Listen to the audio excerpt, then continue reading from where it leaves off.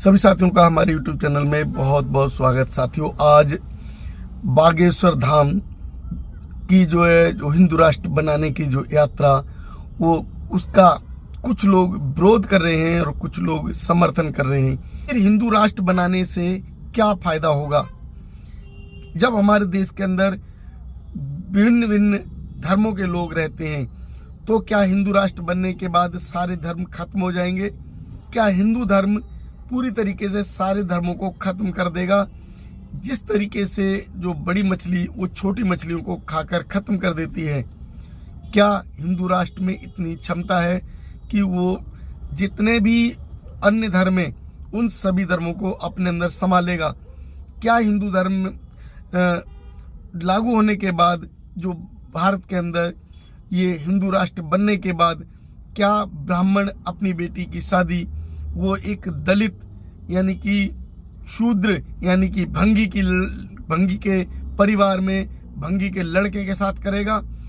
अगर हिंदू राष्ट्र बनने के बाद अगर ब्राह्मण इस बात को तैयार हो कि वो अपनी लड़की की शादी स्वीपर के लड़के के साथ, वाल्मीकि के लड़के के साथ, उस वाल्मीकि परिवार में भेजने को अपनी लड़की को तैयार हो जाए, तो हिंदू राष्ट्र बनने से कोई दिक्कत नहीं, क्योंकि वहाँ समानता की बात आएगी। लेकिन अगर हिंदू राष्ट्र बनाने के बाद, अगर हिंदू राष्ट्र घोषित होने के बाद, अगर ये जो आज जो जाति व्यवस्था है, जो जबकि संविधान लागू है, इस कदर हावी है, इस कदर जाति व्यवस्था को अपनाते हुए जाति व्यवस्था के आधार पर दलित समाज के ऊपर कितने अत्याचार होते हैं, उस अत्याचार को अगर कम नहीं किया जा सकता, तो हिंदू राष्ट्र बनाने से कोई फायदा नहीं।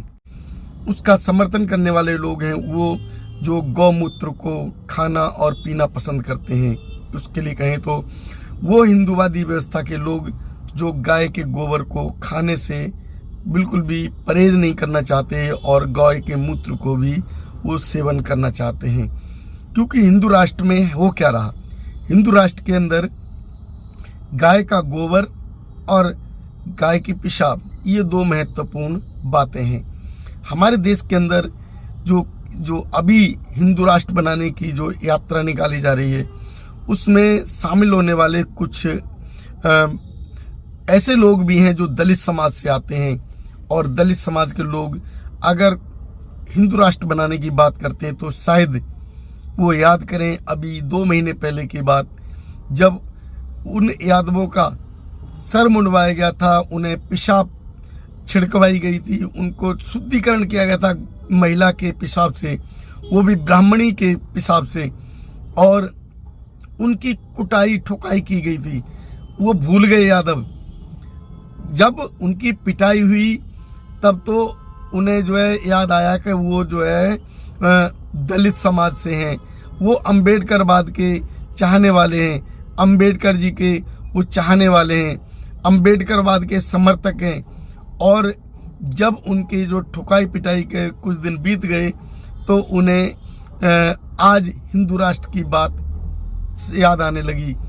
अब बात की जाए बागेश्वर धाम की, उस यात्रा में एमपी के मुख्यमंत्री मोहन यादव भी शामिल हो गए, और मोहन यादव किस तरीके से उस यात्रा का समर्थन कर रहे हैं, ये देखने के लिए आप लोगों को ये वीडियो देखना पड़ेगा। इस वीडियो में किस तरीके से वो समर्थन कर रहे हैं। हिंदू राष्ट्र बनने का मतलब है कि हमें अपने पैरों पर कुल्हाड़ी मारना।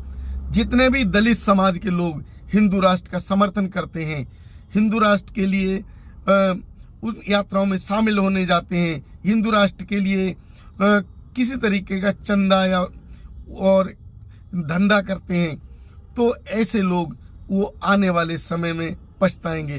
क्योंकि हिंदू राष्ट्र बनने का मतलब है दलित समाज पर अत्याचार और बढ़ जाना। हिंदू राष्ट्र का मतलब है दलित समाज को फिर दलित उसी स्थिति में पहुंचा देना। हिंदू राष्ट्र बनने का मतलब है ब्राह्मण के द्वारा बनाए हुए 4 वर्ग, ब्राह्मण, क्षत्रिय, वैश्य, शूद्र, वो दोबारा से उन्हीं वर्णों के आधार पर पूरा व्यवस्था को चलाया जाना। हिंदू राष्ट्र बनने का मतलब है कि भारत के संविधान को खत्म कर देना। हिंदू राष्ट्र अगर बनता है हमारा देश हिंदू राष्ट्र के आधार पर, अगर कोई व्यवस्था लागू होती है तो सोचें कि उस व्यवस्था में क्या स्वीपर के लड़के के साथ ब्राह्मण अपनी लड़की की शादी करेगा? क्या स्वीपर के लड़के के साथ ठाकुर अपनी लड़की की शादी करेगा? क्या स्वीपर के लड़के के साथ बनिया अपनी लड़की की शादी करने को तैयार होगा? अगर ये तीनों वर्ग इस बात को राजी होते हैं तो हिंदू राष्ट्र बनना चाहिए। अगर ये तैयार नहीं होते हैं तो कदापि हिंदू राष्ट्र की बात भी नहीं होनी चाहिए। लेकिन आज उल्टा ही देखने को मिल रहा है। देश के अंदर एक आंधी चली हुई है और किस एक बेवकूफ ने, एक बाबा ने, एक मूर्ख ने, एक जाहिल व्यक्ति ने, जो अभी किस तरीके से अमेरिका में घूमता फिर रहा था, किस तरीके से अमेरिका के अंदर वो रंगरलियां मना रहा था, वहाँ लड़कियों के गलों में अपने हाथों को डालकर वो घूमता फिर रहा था, किस तरीके से गाड़ी पर जो सवार होकर घूम रहा था, उससे पता लगता है कि हमारे देश के अंदर हिंदू राष्ट्र बनने के बाद ये जो हिंदू राष्ट्र की बात करने वाले लोग दलित समाज के साथ कैसा कैसा व्यवहार करेंगे। अब सोचिए, आज जबकि हिंदू राष्ट्र नहीं है, आज संविधान का शासन है, संविधान के शासन में होते हुए संविधान की व्यवस्था में कितने अपराध होते हैं, कितने अत्याचार होते हैं, इस हिंदू राष्ट्र बनने के बाद कितने अत्याचार होंगे ये सोच लीजिए। जितने भी जो अंबेडकरवादी लोग हैं या फिर जो अंबेडकरवादी नहीं है, उन लोगों को अंबेडकरवादी बन जाना चाहिए, क्योंकि हिंदू राष्ट्र का मतलब है आपको फिर उसी व्यवस्था में भेज दिया जाना जो व्यवस्था बाबा साहब ने खत्म की है। साथियों, हिंदू राष्ट्र बनना चाहिए या नहीं बनना चाहिए, ये तो देश के अंदर रहने वाले अन्य धर्म ही बताएंगे। क्या हिंदू राष्ट्र बनने के बाद सभी धर्मों का सम्मान होगा? क्या हिंदू राष्ट्र बनने के बाद देश के अंदर जो अभी वर्तमान में जो व्यवस्थाएं लागू हैं वो व्यवस्थाएं खत्म हो जाएंगी? क्या ऊंच नीच को खत्म कर दिया जाएगा हिंदू राष्ट्र बनने के बाद?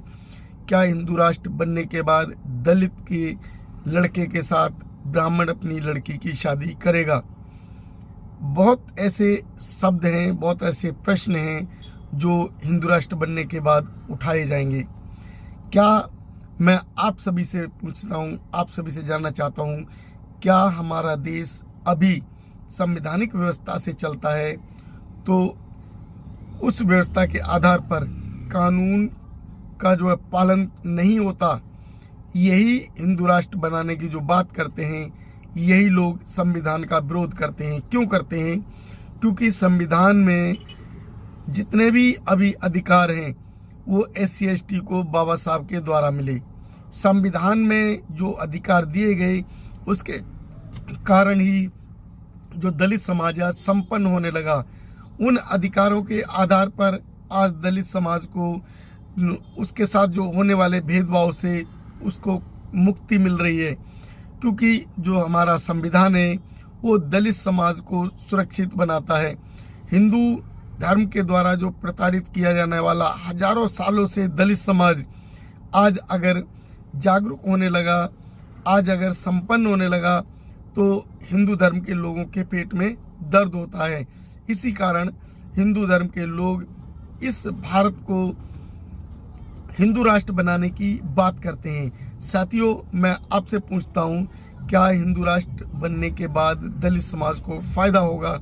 यदि फायदा नहीं होगा तो फिर हिंदू राष्ट्र बनना चाहिए या नहीं बनना चाहिए? दलित समाज के लोग हिंदू राष्ट्र का समर्थन क्यों कर रहे हैं, ये भी एक प्रश्न है। साथियों, आप लोगों को क्या राय बनती है हमारे चैनल पर अवश्य बताएं। यदि आप हमारे चैनल से संतुष्ट हैं, यदि आप लोग हमारे वीडियो पसंद करते हैं तो हमारे चैनल को सब्सक्राइब करें, और यदि आप लोगों को हमारी वीडियो पसंद आए तो हमारी वीडियो को शेयर अवश्य करें। धन्यवाद।